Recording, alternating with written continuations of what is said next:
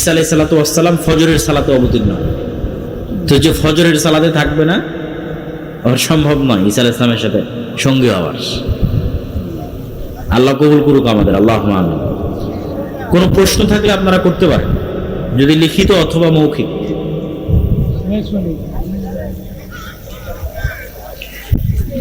আপনারা হইচই না করে একটু, আচ্ছা, আল্লাহর পথে যাত্রা এই বইটা লেখাই হয়েছে ঈমান মজবুত করার জন্য। যদি থাকে, আমি জানি না আছে কিনা, গাড়িতে যদি থাকে বইটি নেওয়ার চেষ্টা করতে পারেন। ঈমান মজবুত করার জন্য আল্লাহর পথে যাত্রা। মহিলাদের জন্য চাকরি বা ব্যবসার ক্ষেত্রে ইসলামের বিধান কি? বর্তমানে নারীদের চাকরি বা ব্যবসার জন্য নিরুৎসাহিত করা হয়, ইসলামের বিধান মেনে তারা কিভাবে চাকরি বা ব্যবসা করতে পারবে? বই সম্মানিত উপস্থিতি, আপনার আমাদের এখানে মাহফিলে অনেক খরচ আছে, যে যা পারেন সবাই কিছু দিয়ে যাবেন। পাশে টেবিল আছে, সবাই ওনাদের মাহফিল আয়োজনের জন্য অর্থনৈতিক সহযোগিতা করবেন। ভাইয়েরা একটা 700 না 800 জায়গা নিয়েছে, সেখানে ওয়াক্তিয়া মসজিদ করতে চায়, মক্তব চালু করতে চায়। ফলত আপনাদের পক্ষে সম্ভব হলে অবশ্যই সহযোগিতা করবেন, আল্লাহ কবুল করুন। অর্থনৈতিক ইবাদত খুবই গুরুত্বপূর্ণ। মেয়েরা কয়েকটা শর্তে চাকরি করতে পারে। 1, যদি স্বামী অনুমতি দেয়। 2, যদি পর্দা রক্ষা হয়। 3, যদি সন্তান সন্ততির ক্ষতি না হয় লালন পালনে, যদি বিষয়টা হালাল হয়। এগুলো সবগুলো মিললে এবং যদি প্রয়োজন থাকে, সেক্ষেত্রে মেয়েরা চাকরি করতে পারে। ফরজ নামাজে এবং ফ্রি মিক্সিং না থাকে। ফরজ নামাজে কেউ যদি পরে সামিল হয়, সেক্ষেত্রে সে কি আল্লাহু আকবার বলে তাকবীরে তাহরিমা দিয়ে হাত বেঁধে পরে ইমাম যে অবস্থায় আছে সে অবস্থায় যাবে, নাকি শুধু আল্লাহু আকবার বলে ইমামের হালাতে সামিল হবে? রাসূল সাল্লাল্লাহু আলাইহি ওয়াসাল্লামের আদেশ অনুযায়ী বোঝা যায় সরাসরি ইমাম যে অবস্থায় আছে সেখানে সামিল। ইসলামী মাহফিলের শ্রোতারা বাদাম খায় আর ওয়াজ শুনে, ইসলামের দৃষ্টিতে এটা কি জায়েজ? কোনো সমস্যা নাই। রাসূল সাল্লাল্লাহু আলাইহি ওয়াসাল্লাম বা তার সাহাবীরা দিনের কথা বলার সময় এরকম কিছু করতেন কিনা? দিনের কথা মনোযোগ দিয়ে শোনার ক্ষেত্রে এই ধরনের কাজ থেকে বিরত থাকতে পারে, কিন্তু এটাকে সরাসরি হারাম বলা যাবে না।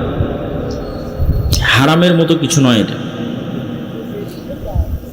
আমি আমার স্বামী সালাত আদায় করি, কিন্তু আমার সন্তানরা সালাত আদায় করে না, তাদের কারণে কি আমরা জাহান্নামে যাব? প্রথমত, আপনার সন্তানদের সালাত আদায় শিখাতে পারেননি, সালাত আদায়ের অভ্যাস করতে পারেননি, এটা আপনার ব্যর্থতা। এটা আপনাকে স্বীকার করতেই হবে। বই এত পরে নিয়ে আসলে হবে? ড্রাইভার কই গেছে? তো তোমরাই বিক্রি করো, তোমরাই ওই গাড়ি যেটা আছে ওটাই ধর।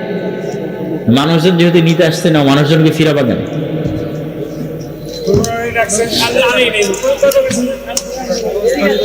তো আপনি আপনার সন্তানদেরকে, বই যারা নিতে চান তারা স্টেজে আসতে পারে।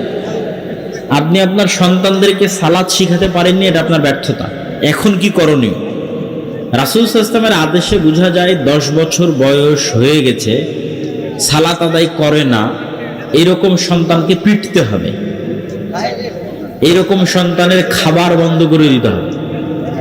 এরকম সন্তানের বাড়িতে থাকা বন্ধ করে দিতে হবে। বাড়িতে থাকা, খাওয়া, পড়াশোনার খরচ 10 বছর পার হয়ে গেছে, এরকম কোন সন্তানের পক্ষে সালাত ব্যতীত পাওয়ার কোনো সুযোগ নাই ইসলামের দৃষ্টিতে। এটাই শেষ কথা এবং ফাইনাল কথা। বলে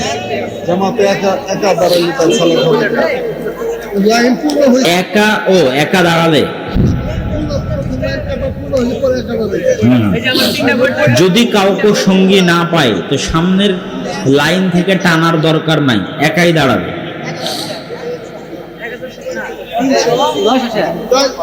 আমরা সবাই বৈঠক শেষে দোয়া পড়ি, সুবহানাকা আল্লাহুম্মা ওয়া বিহামদিকা আশহাদু আল্লা ইলাহা ইল্লা আনতা আস্তাগফিরুকা। যে মুসলমানদের কাছে শক্তি, সামর্থ্য, রিসোর্স এগুলোর অভাব নাই। সারা পৃথিবীর সবচেয়ে বেশি মুসলমানদের কাছে আছে। সারা পৃথিবীর সবচেয়ে বেশি তেল মুসলমান